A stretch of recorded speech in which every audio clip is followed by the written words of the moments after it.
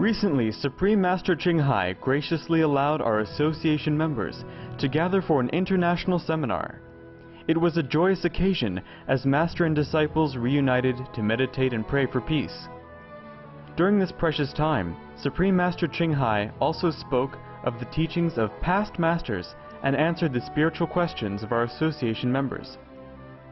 Throughout the ages, compassionate enlightened masters have urged people to surrender to the greater universal power by seeking the divine within, from which all goodness and happiness follow. This message was echoed again in the Poetry of Rumi, which Supreme Master Qinghai shared with our association members during the international seminar on August 23, 2008.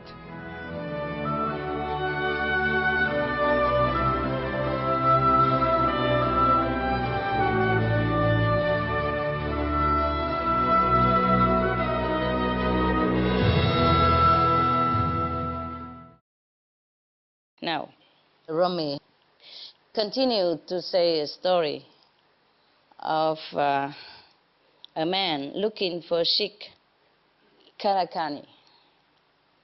A certain dervish goes over the mountains and through a long valley. The young man arrives at the Sheikh's house and knocks. The Sheikh's wife sticks her head out. "What do you want?" The guy say, "I come with the intention of seeing the Sheikh." "Oh," laughed the wife, "look at his reverence. Was there nothing to do where you live that you have to come on such an idle sightseeing expedition?" She begins already her acid tongue. "Do you hate your hometown, perhaps? Or maybe Satan led you here by the nose?" And the man's patient, humble. "I would like to see the Sheikh." So the woman say again, "Better you should turn around and go home. Hundreds of your kind have come like Israelites to rub their hands on this arrogant gold calf. Parasite, liquor of platters on the floor, heavy, slumbering, good for nothing." My goodness, she's cursing him all this. They say, "Oh, this is ecstasy. Oh, that is ecstasy. Oh, they forget any real religious ceremony and ritual prayers." Now we know.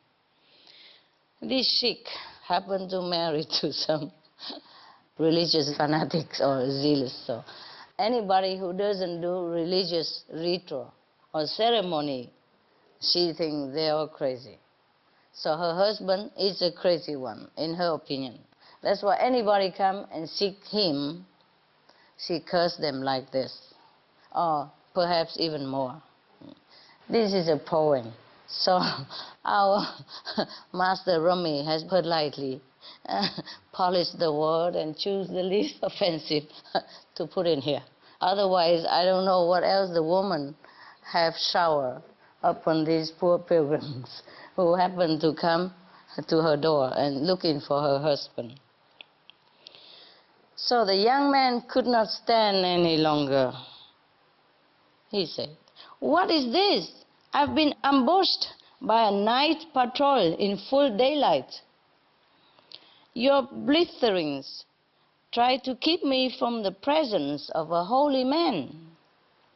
But I know what light led me here, the same that turned the golden calf into words in a sacred story. A saint is a theater where the qualities of God can be seen. Don't try to keep me out. Puff on this candle and your face will get burned.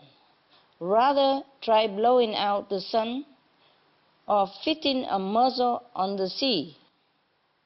Oh, but like you often dream that their cave dark is everywhere but is not.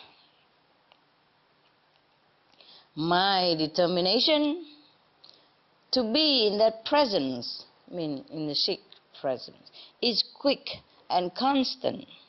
You won't stop or slow me. A revealer of mystery and that which is revealed are the same. It means the Sikh is one with God. Seed, sowing, growing, harvest, one presence. The husk, oh heck of a nagging word, should bow to that. He's calling her a nag now, and a bat, oh bat even. He's teaching her a lesson or two. He says should bow to the presence of that saintly one, her husband. But she would not think of her husband like that. She's so used to him. And for her, he's only a husband, if any good at all of a husband. So, now, Halaj said, I am God, and lived it out. What happens when the I disappears? What's left after? Not. Whoever scoffs at these questions and the experiences they point to, his arrogant spit comes back in his face. There is no spitting on the way we are on. Rain itself turns to spit on those who mock and casually show disrespect to saints. All this is his sermon to that terrible wife of the saints. It happened.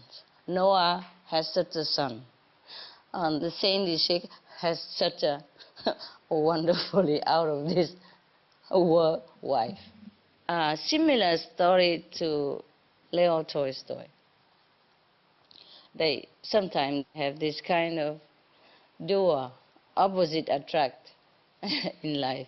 A saint is just somehow happened to be in a company of somebody who is not saintly at all. And remember, Maugalana has a mother like that, and Sakyamuni Buddha has the close cousin like that. He's opposite of them. So the Sikh has this terrible wife. It's no surprise to us. So he keep telling her that the saint should be respected because this is the one who is one with God. He say it's just like the seed, the sowing, the growing, the harvest, they're all one. Yeah, they're all in the same category, yeah? If you don't have the seed, you don't have the sowing, the harvesting, then you don't have the harvest either. So he says similar, like that. The one who revealed the mystery and the revealed is one. I mean, the saint who shows God and that God is one. He was trying hard to tell the wife of this saintly Sikh that her husband is a saintly one and is one with God. And she should respect him also, because woe to whoever show disrespect to the saints. It will be like spitting on your own face. It will be harmful to yourself. So with that, he left the doorway and walked about asking in the town. Finally, someone said, the Sikh is in the forest collecting wood. So the young dervish ran toward the forest, but with a doubt in his mind. Why should such a Sikh have such a woman for a wife? Such an opposite, such a Neanderthal.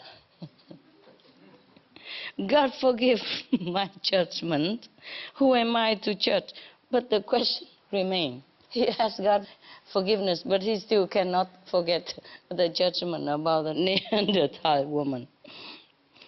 How could a teacher lie with that woman? Can a guide agree with a thief? Oh, he has a point. Suddenly, Sikh Karakani appears, riding on a lion. What a transportation. Very green indeed. I'm sure he tamed the lion and he's vegetarian too, like the one in Yogananda's book. Suddenly, Sikh Karakani appears, riding a lion, firewood stacked behind him. his whip, a live serpent. He used a serpent as a whip, but he probably doesn't whip the lion. Every Sikh rides a fierce lion, whether you see it or not. He means there could be also an invisible lion. Means he has conquered the negative force. He has conquered the fierce nature. The Sikh in the old time is a title bestowed upon somebody who is saintly, who is enlightened. So he said here, every Sikh rides a fierce lion, whether you see it or not. Know this with your other eyes. Your other eyes. He said, even if you don't see a Sikh riding a lion, you should know that. You should see it with your spiritual eye. There are thousands of lions under your teacher's thighs, and all of them stacked with wood. He realized some truth about that saintly person. Mean he has as his command anything he wants. Karakani knew the problem and immediately began to answer. Well, it is not out of desire that I put up with her. He didn't ask anything, but the Sikh already knows what is in his heart, so he say immediately, well, it's not out of desire that I put up with her. Don't think that. It's not her perfume or her bright colored clothes. Enduring her public disdain has made me strong and patient. Wow. I told you, people scold you, they're good for you. They cut in some of your ego. If you feel humiliated by someone, just thank God for that. Some people cannot bear it, I know that. Even from a teacher or from parents. Look at Noah's son. He could not bear that because the ego is too strong and the negative power is too much in him. So we should not learn to be like that. Truly, one day, maybe when you get older, think of all the upheavals in your life or the retribution that has been thrown on your path. You will feel, oh, how lucky I have been to be trained with the merciful hand of heaven, so that I have become humble, become nothing. Because in becoming nothing, you're becoming great. You become your true self. You're no pretentious, nothing to lose anymore. You're completely free, free of clinging to false pride and prejudice and pretentious reputation, whatever all that rubbish is. Anyway, so this Sikh is truly enlightened.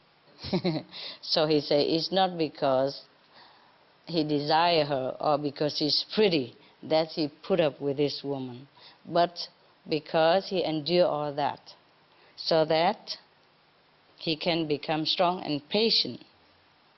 She is my practice, he said. Nothing can be clear without a polar opposite present. Two banners, one black, one white, and between them something gets settled. Between Pharaoh and Moses, the Red Sea. The Egypt story, that is the thing that separates them. The opposite. Because if the army of Egypt did not run after Moses and his people, then he would have never experienced that miracle, the power that he has. The sea opened for them to cross and close it in front of their enemies, or even close the enemies within the sea as well. So, you consider issues, but not deeply enough. It's just a critical mind, but don't understand the thing. Your spring is frozen. Faith is a-flowing. Don't try to forge cold iron. Study David, the ironsmith and dancer and musician. Move into the sun. You are wrapped in fantasy an inner mumbling. When spirit enters, a man begins to wander freely, escaped and overrunning through the garden plants, spontaneous and soaking in. Now, that's a miracle story. He said, despite all this, it doesn't matter to him because he's free inside. It's like a man, you know, when the spirit enters him, he begins to wander freely, escape and overrunning through the garden plants, spontaneous and soaking in. I mean, he's bathing in God's love and grace and bliss. He's oblivious to whatever, the trouble of the world. Not to talk about wife of his, you know. No matter what she says, he takes it as a training, as a practice of humility and patience. And that's how he became great. It's just like a piece of useless iron has to be burned into hundreds of degrees of heat in order to soften, and then be beaten relentlessly until that piece becomes something useful. And even not yet completely. You have to really sharpen it until it become a truly cutting knife. And even then, every day you still have to sharpen a little bit here and there. Hence, daily meditation. So, sometimes people complain like this and that person and keep telling me what to do and I don't like it. Just like it. Just do it. If it's correct, then do it. And never mind your mood. If it's not correct, then just tell her, I'm sorry, give me another job. Something like that. And be thankful in your heart that somebody sharpened your knife. Thank you so much, and I hope you enjoy this story.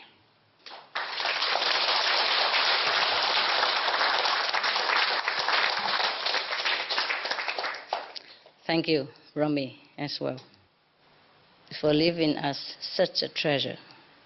A good book is hard to find already. Good poem is hard to find already. Good spiritual, nourishing, and morally replenishing is even harder to find. This kind of books we could read all the time.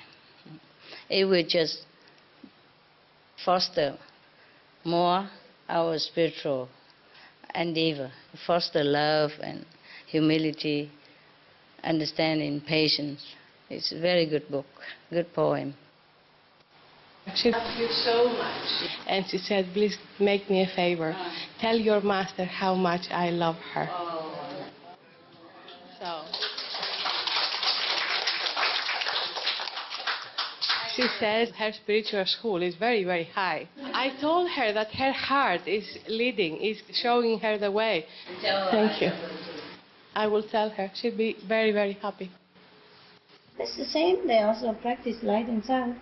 She is very high ranked in the organization in Greece. But she loves you so much that she says, I've never felt this kind of love for anyone. Some people know it. She doesn't know. Not that I told them. They know. Some people in that organization know. That's why she loves me. Because I'm there. She considers you her master. She's doing it as a habit because she's doing it for 12, 13 years. Tell her we are one. I and that organization is one. Don't worry about it. All right. I'll take care of it. Just a second.